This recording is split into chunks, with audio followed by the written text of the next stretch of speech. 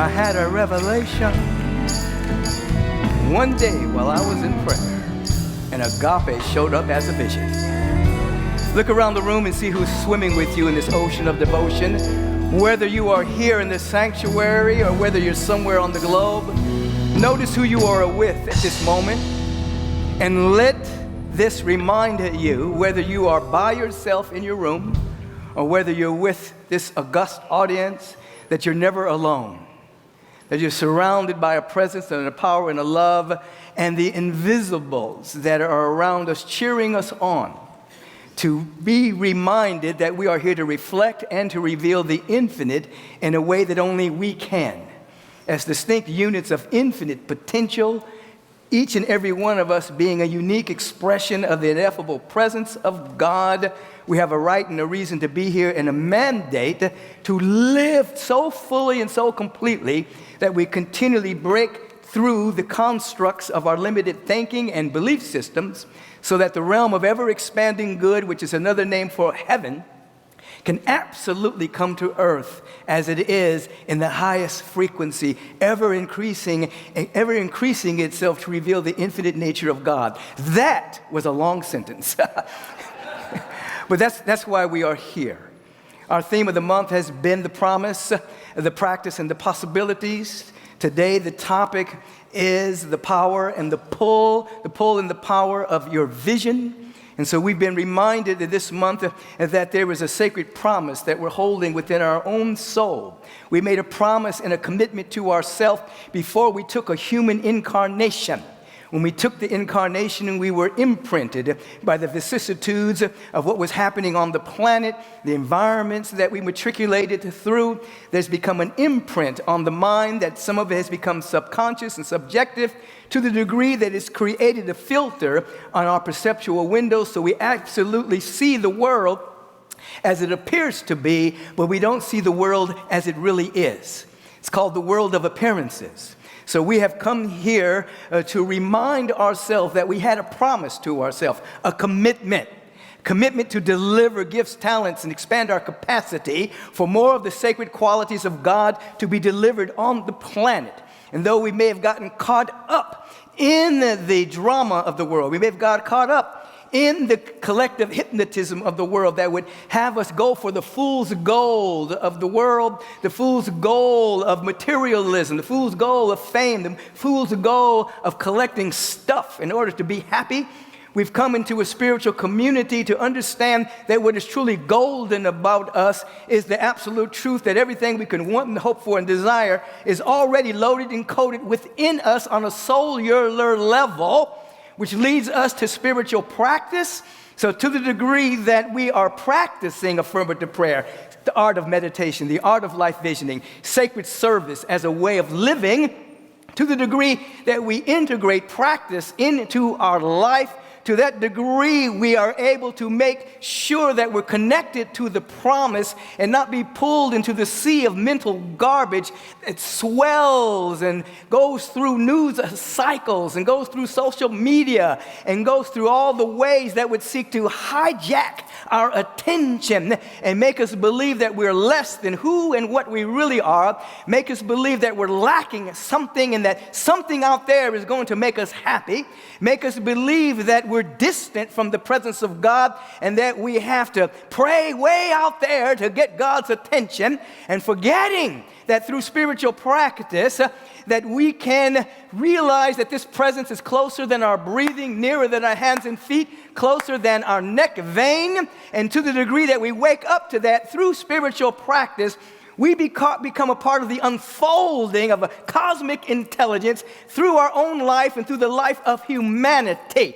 We begin to be pulled by a sacred vision that absolutely allows us to not only take care of ourselves or to unfold according to our unique and divine pattern, but we become a part of the unfoldment of humanity.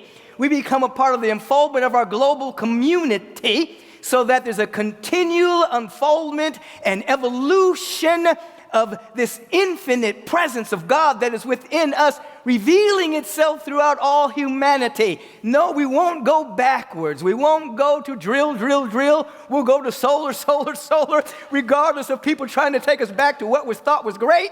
We are understanding that we are the imaginal cells of the sacred butterfly, birthing something new, not holding on to the caterpillar aspect of our life, saying that it's great to be a caterpillar. No, we're saying it's great to be the next great vision and version of ourselves. Through spiritual practice, we notice that the dreams within our heart and soul have been planted there by us as sacred alarm clocks to wake us up to our divinity and to express ourselves more fully and more completely. And we come out of the sea of mental garbage into obtaining the thoughts directly from the heart mind of the infinite. That's called inspiration. Inspiration takes over our life. And then we begin to see that there's great possibilities. Oh, and those possibilities are beyond our limited point of view. We begin to understand that when we're pulled by the gravitational pull and the power of a vision, it pulls us out of the limited point of view where we have identified ourselves by our woundedness. We've identified ourselves by all the bad things that may have happened. We've identified ourselves simply as sons and daughters of humanity. Instead, we begin to come to a different realization that there's something beyond the artifact of previously held points of view that has become our identity and become our experience, that there's something beyond that. The vision pulls us out of that limited point of view. It's a strange attractor field that it's like a tractor beam. There it is. I like that. It's a strange attractor field that's pulling us out of our limited paradigm. Understand that the paradigm that we're living from and thinking from, the beliefs, the points of view, the opinions, all of that are artifacts of a previously held point of view. We think it's us. It's just a point of view. It's just an opinion. It's just what we think we believe. Outside of that, in that realm of what the surface mind may call the unknown, there's an ineffable presence of love and beauty and intelligence. Oh, it's everywhere. It's beckoning us to come out of the limited point of view so that we can download and upload the divine and bring it to earth. Say, I'm bringing heaven to earth.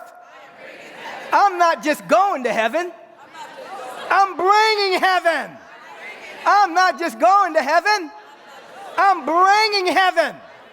This is how we begin to evolve, by cutting strings with old theologies that would have God in the distant somewhere, guy in the sky. We are firing the guy in the sky, and we're becoming aware that God is closer than our breathing and nearer than our hands and feet. The presence and the love of God is our life. Now the vision pulls us into this awareness. And the thing about this, as we're breaking through the artifacts of previously held points of view, the individual that's catching the vision will not be there as the vision begins to manifest, because something is changing within us. There'll be wailing and gnashing of teeth. There will be a great chemicalization. It will be apocalyptic inside, because the old perception that's created an old world will begin to die. And it will feel like you're going through changes when you surrender to that high vision, and you are going through changes. I'm melting.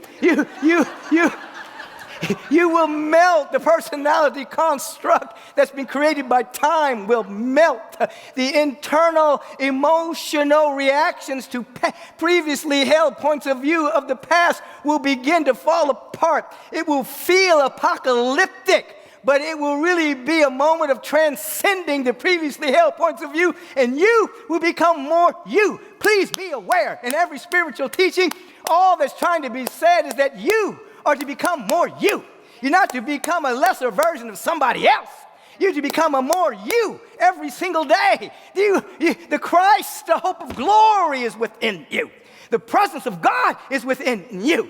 And so with this great possibilities looming large all around us, and it's fearful for the ego to think outside of its own limited domain, you are praying, you are meditating, you are visioning, you are serving in order to break free from that, so that the field of infinite possibilities becomes more real to you than anything else. And that's built upon what's real, is built upon destiny, and it is built upon our real identity. What do I mean by that? In my own spiritual growth, development, and unfoldment, back in the 70s, when I had my first awakening as an adult, and I died and woke up, I could see all around me the love, the beauty, the intelligence, and the love was overwhelming, and the beauty was beyond description. And it opened me up into the unfoldment of who Michael is meant to be. There's a should be and there's a meant to be. Should be's come from external authority figures. Meant to be comes from God within you. And I could see the presence everywhere, not with eyes, but with that which created the eyes, pure consciousness. I want you to know what is real. Capital R, real, is not the R-E-E-L that you see on the news. It is the R-E-A-L that is singing itself everywhere. You have to understand ultimately what's real. You have to pull away from the noise of the world. You have to pull away from the real of cosmic unintelligence proliferating itself as news reels. You have to pull away from that noise so that in the sacred silence of your own being, you begin to hear the sweet whisperings of the Spirit of the living God within you saying, you are important, you matter, you're magnificent, you're holy, holy, holy, regardless of what's happened to you, regardless of what they've said about you, regardless of what you've even said about yourself that was a lie. There's something untouched by time and experience. There's something untouched by time and experience.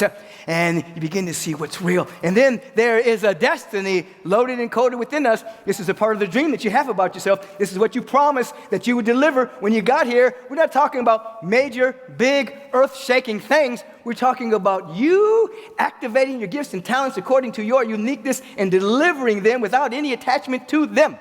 Again, I can remember now we're into the 80s, and I can remember at Big Bear meditating, and suddenly as I was outside meditating, a scroll rolled down in front of me, and the scroll said Michael Beckwith to speak at this particular spiritual community in Tacoma, Washington. I had never spoken publicly before about the presence of God. My relationship with the presence of God back then, as Coco, I was just very quiet, still. I was in meditation. I didn't see myself as a public person. I just loved God. And I just loved God. And that was my life, you see. And people liked being around me. They liked the energy and that type of thing. And so this scroll rolled out of the sky, and I saw it. I wrote in my journal about it, and then it disappeared. I thought that was kind of cute. And then as I got home, the phone rang, and there was a man named Bill that was calling me, and he said, "Is this Michael Beckwith?" I said, "Yes, it is." He said, we have a spiritual community. We presently don't have a minister. We would like you to come deliver the talk on a Sunday. And I said, "Yeah, I know. I saw the scroll." And he said, "What are you talking about?" And I said, "Oh, nothing. I don't have no idea what I'm talking about."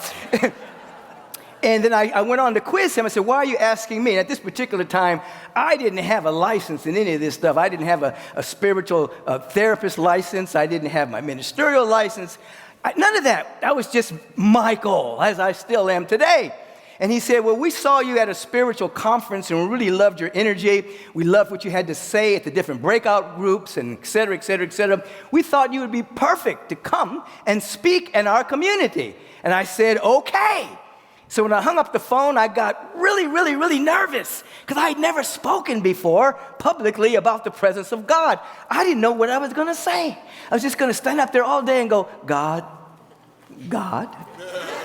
is all there is. God is love. And so I was very, very nervous. I laid down on my couch, And I was just kind of in a fetal position, nervous and shaking. Oh, I got to get out of this. Let me call Bill back and tell him I'm going to have the flu on that day. I can't make it. And so anyway, as I was laying on the couch, I left my body and I started soaring. And I could see Michael on the couch. And the next moment, I'm back on the couch again, and I'm nervous, I'm fitful, I'm upset. Oh, how did I get myself into this? How can I get out of this? And then I was soaring again. And I looked back at Michael, and I said, that Michael, he gets so nervous. Doesn't he understand yet that? And the moment I said the word that, I'm back in body consciousness again. So fast forward, I'm in Tacoma, Washington. I'm at the airport with Bill. Bill picks me up. And I have this awareness that I knew every single being at the airport.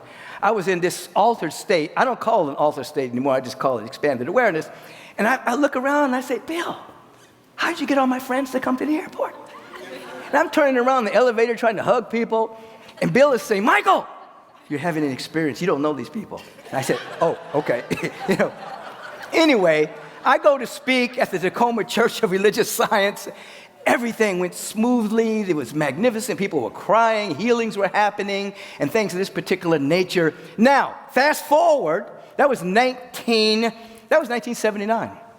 Now, fast forward to 1987, a year after Agape was born, and I was concerned about something. And so as I do, I go into meditation. And as I went into meditation, I turned and I was looking at Michael sit in meditation. And I said, he doesn't have anything to be concerned about. I'm with him. And then I blended back with Michael.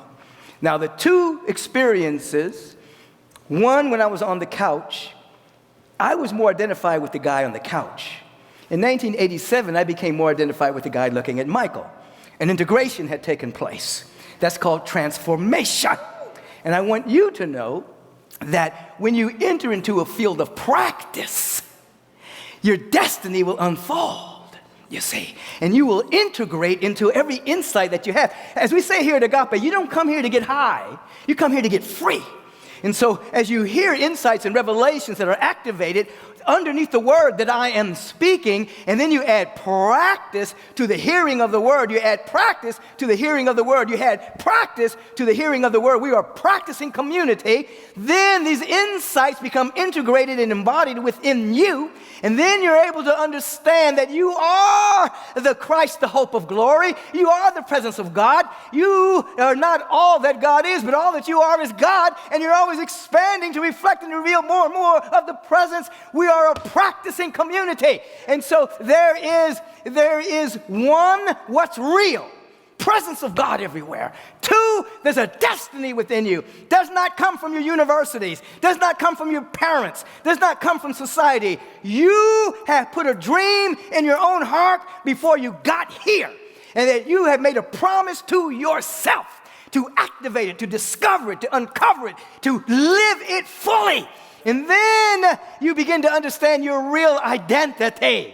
I remember probably about, 8 or 9 years ago, maybe sooner, maybe later. I'm not really a good guy with time. But I was driving down the street, and I was passing people on the street and seeing people in other cars.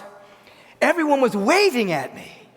They were just like, hey, and I'm like, what's going on? And did they see me on Oprah? What is this? Is this a residual of being on the Ellen Show? And so I got to a stoplight, and I looked at this being looking at me in the car, just smiling. And then I focused and realized I wasn't looking at the body. Their spirits were waving at me. I was seeing these individual souls, and we were all recognizing each other. And I want to say two things about that. One, right now, your souls are so in love with each other. You may be on the earth plane being upset with each other, high level of pissosity. But on the meta level, your souls are like, your super soul self, your real self, it's like trying to navigate through all of that so that you can see each other really.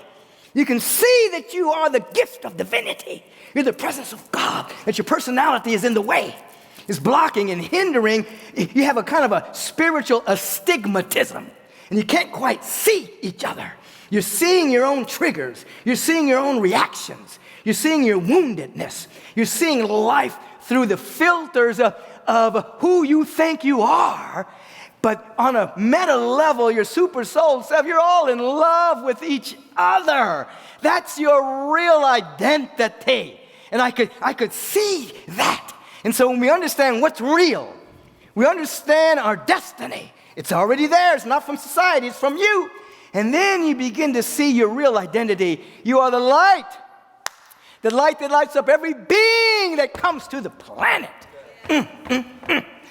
When and as this occurs, and I'm telling you, it's inevitable, but you have to participate. That's an interesting thing. It's inevitable, but you have to participate. It's not going to, as Dr. King once said, peace does not roll in on the wheels of inevitability. It rolls in the hearts and minds of those who have a wonderful contract with the presence of God, who have made themselves a holy vehicle and an instrument of the divine. Your awakening is inevitable, but it's going to roll in on the wheels of your practice, keeping your promise, coming to an understanding that there's a field of infinite possibilities, and it is not in your limited point of view.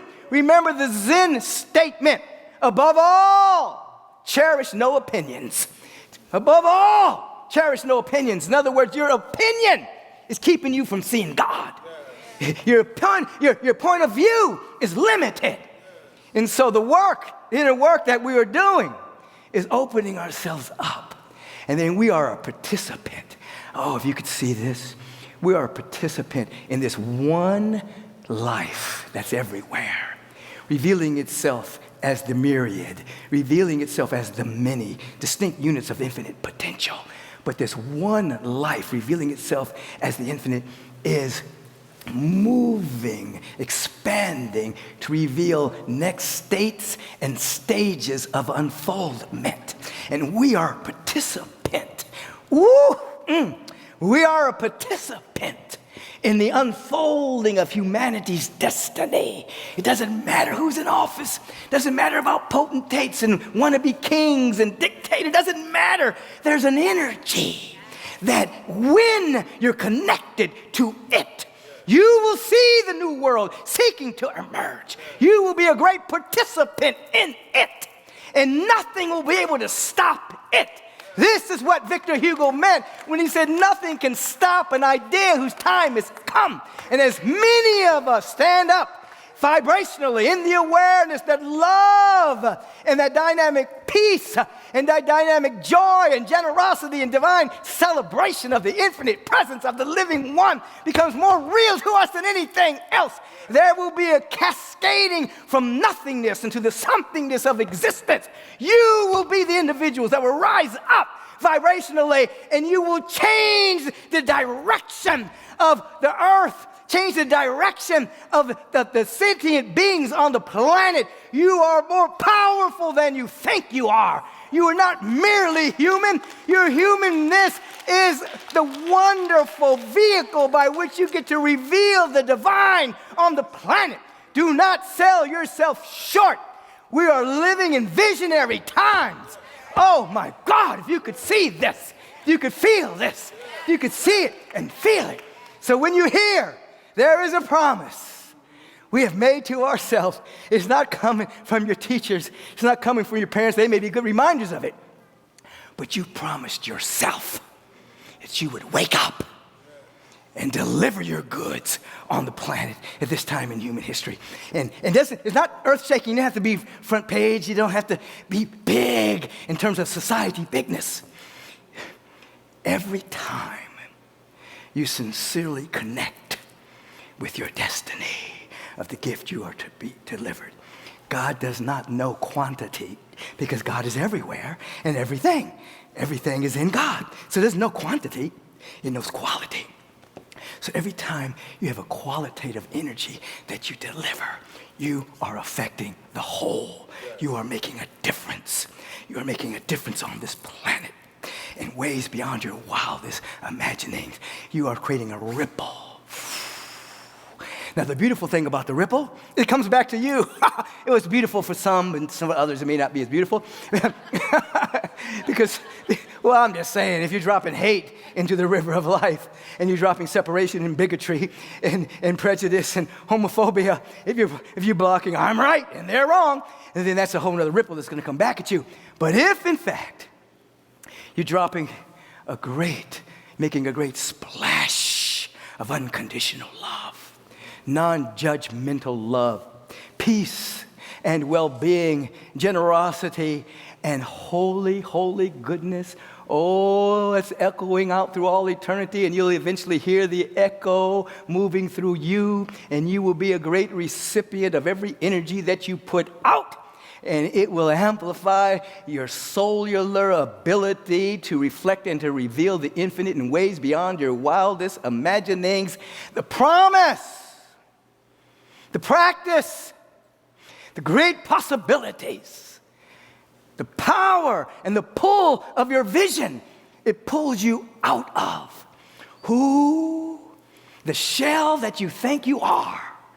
When Coco said, people knew me as shy and things of that particular nature, but inside there was a fire in me, a fire of love for the presence of God, more real to me than anything else. And yes, I was a weird guy back then. Now everybody's coming to see me, but back then it was all weird stuff, What do you mean? It was all weird stuff. Not to me, but to those around me at that time. Now, all of this is a part of the public discourse. Epigenetics, evolutionary biology, quantum reality, all different language to say there's one God, one power, one presence, everywhere being itself. As each and every one of us, we're all quantumly entangled in the field of infinite potential. As we are lifted up, we draw all into the higher frequency. I could go on, but I should stop. But I love this so much. I just want you to know that as a dynamic spiritual community, you got to hear this, and this is for real. We are just getting started. Everything that we have done over the last 38 years is a vibrational platform to now take off and to be of greater service on the planet, to be greater service to awakening. We have an august community now that is mature. They have matured into a greater expression of the presence of God, meaning they're not merely stuck in princesses and prince and parking spaces and treasures of the world. They have opened themselves up to a deep and an abiding surrender, knowing that when you accept and surrender to the presence of God, everything else is added. We're not putting the added things first. We're putting first things first, and then everything else is added, which allows me to say, when in fact you begin to let go and let God according to your own understanding at this moment, there comes a fork in the road where on one side, there's pleasures of the world. On the right side, on the other side, there's bliss and ecstasy and joy and happiness. Joy, happiness, you produce serotonin. Pleasure, you produce dopamine. Dopamine creates addiction. Serotonin does not. You get too much dopamine, you'll kill your serotonin. So that too much pleasure will destroy your happiness. And so you seek first the kingdom of God, and you get the pleasure. But you're not seeking pleasure, you're seeking God. You're seeking love. You're seeking peace. You're seeking joy. You're seeking connection, and then everything else is added. Life becomes pleasurable, not because you're looking for pleasure, but you're looking within and realizing you're God. Are you catching that? Oh, my God. Oh, my God. The presence of the living one said, show up and say that, and wake people up so they don't live a life of addiction. Because if you look at television too long, they will tell you, this is good for you. This drug is good for you. These non-nutritional food is good for you. It's pleasurable to your tongue.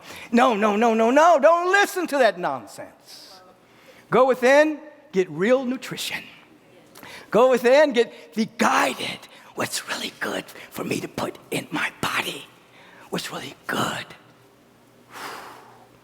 You'll become so strong vibrationally that you'll be able to say, my body can heal anything. My mind is clear. My emotional body is pure. I'm an instrument for the divine presence. Oh my God. Somebody say amen. Amen. Somebody say hallelujah. Hallelujah. Somebody scream for the celebration.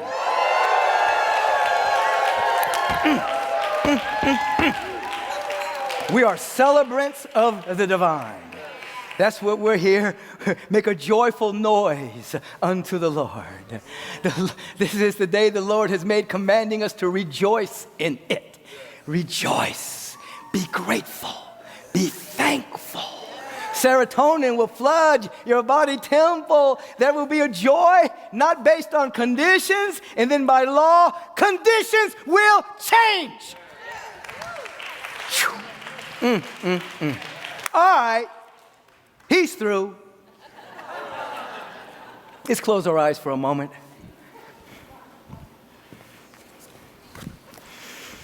I'm going to lead into this prayer. Matter of fact, I want you to open your eyes. I want you to look at the screen. This is called the Agape Promise. Something that I wrote for our 38th anniversary. Would you like to read it with me? Let us begin. The Agape Promise. We, the people of Agape, promise to embody love and compassion in every action and thought. As peace bringers, we commit to fostering harmony and understanding in our communities and beyond. We dedicate as servants of the divine. We dedicate ourselves as servants of the divine, recognizing the sacred in all beings. In our service to humanity, we strive to uplift, support those in need. We celebrate our oneness through our commitment to being good stewards of the earth and its inhabitants, demonstrating harmony and sustainability for future generations. Together, we will create a world filled with love, kindness, and unity, a world that works for the highest and best within us all. Somebody scream about it. If you did not receive that, you receive it upon your exit, and you can take it and just contemplate that through the rest of the year as we are in celebration of our sacred community. Please turn within with me for a moment as we enter into a field of prayer. We have come to know that prayer is not begging necessarily. Prayer is not beseeching necessarily. But there are times when begging and beseeching does lead to insight because you just get tired. You get so tired that you get out of the way and the presence of God can flow through. But we want to enter into our prayerful state with a deep sense of gratitude, a deep sense of thanksgiving. So we close the outer eye and we come and we tell our mind to go on a hunt for something to be grateful for. Just go search out anything to be grateful for.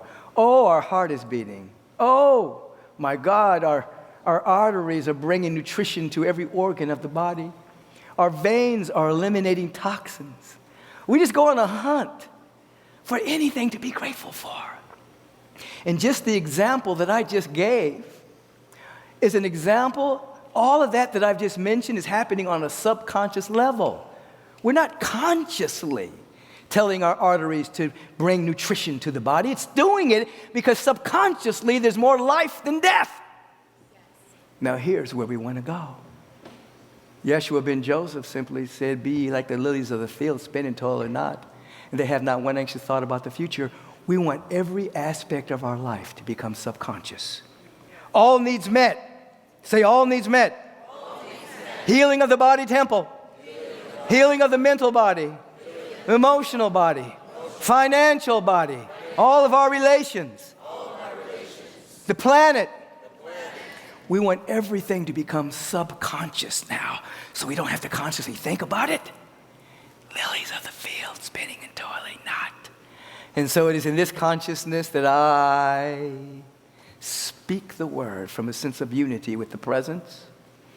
I speak the word for each and every one of us, that we may be free, that we may rise up with the greater readiness, embracing the next stage of our own unfolding. What are we doing? We are re-enchanting our imagination, where the imagination has been hijacked by fear, hijacked by worry, hijacked by doubt, hijacked by a sense of polarization and a sense of separation. Oh, we re-enchant our imagination. We're one in God. We re-enchant our imagination. We're one in the spirit of the living one. We re-enchant our imagination. The best things in Karuka, the best things are yet to come. We're re-enchanting our imagination. It's getting better and better and better and better and better and better. That's where we're living. It's getting better and better and better. More God is being active within us. It's getting better and better and better and better. Oh my God. Wonder and awe. Our childlike nature is reactivated again. We believe in great possibilities for our life, regardless of how down we have been, regardless of how many times we've been knocked down by circumstances. Oh, that little child within us is saying, oh, I feel something wonderful is happening. Something beautiful is taking place. This presence that is everywhere, it wants to know itself. It already knows itself, but it wants to know itself as our life. Come, Holy Spirit. Come, divine presence. We yield. We allow. We surrender. We let go. Oh, the imagination is being re-enchanted right now. Oh, everyone on our prayer list is being blessed. Everyone we're holding in prayer is being blessed. Our community is being blessed. Our heart is being blessed. Oh, feel it. Jamie, help them feel it, please.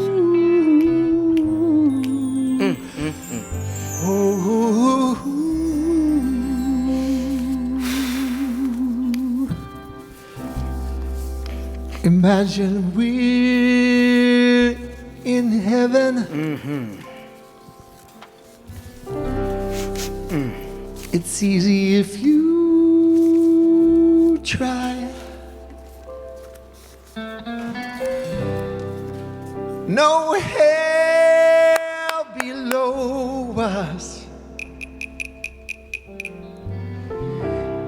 Above us, only sky.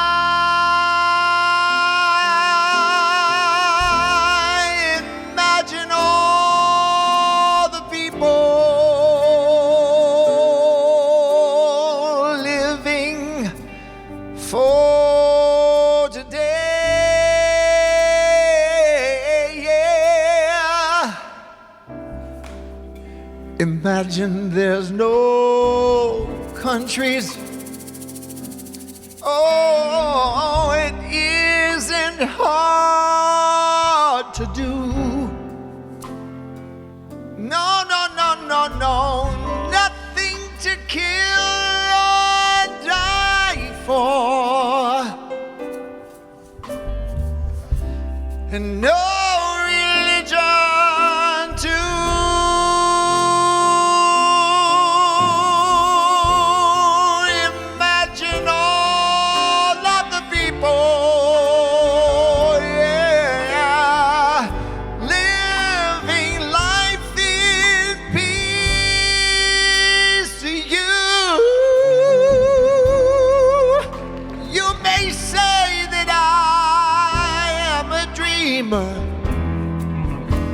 but I know, yes, I know I'm not the only one.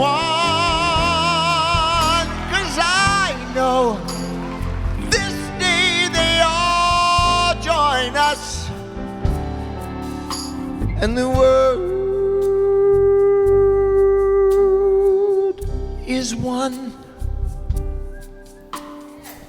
Say that. The world is one. Can you close the outer eye? And as I say these names, understand that we're all connected with these people on the prayer list, those who have called our prayer ministry, those individuals you're holding in your own heart. Right where they are, God is.